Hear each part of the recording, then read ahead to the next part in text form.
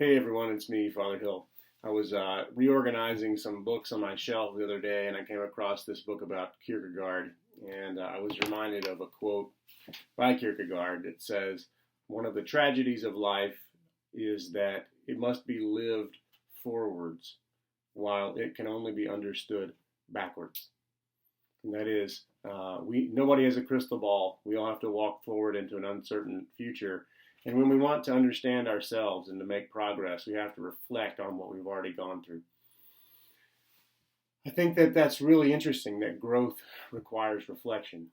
And I think it's really an important lesson for us to keep in mind right now, especially for the seniors right now who are grieving the loss of their spring, of their senior year, their sports year, the traditions and the rituals of the end of their senior year and time at Holderness. And regardless of what it is we are able to put in the place of those things, we all know they won't be the same thing. And so I think it's right to call it grief. And I think it's right when we grieve to understand that it's natural to be angry. It's natural to want to bargain our way back into what we want. And it's natural to lament and to be sad and depressed.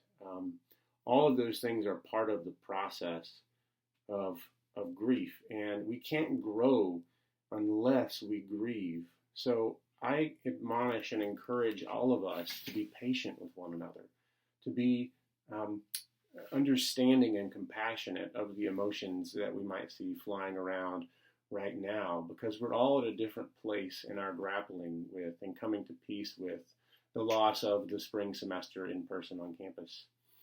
And some of us may have already made peace with that, and some of us are just now really fully coming to grips with what's been lost.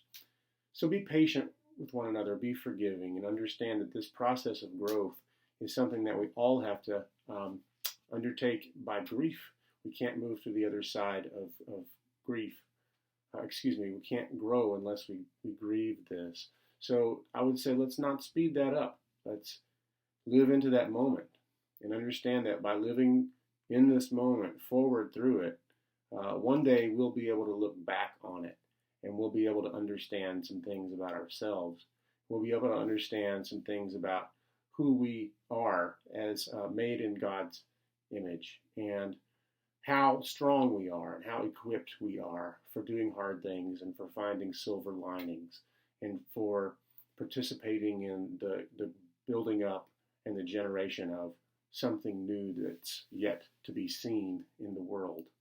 So with that message of hope, that message of Easter resurrection, take heart, have faith, and be good to one another. God bless.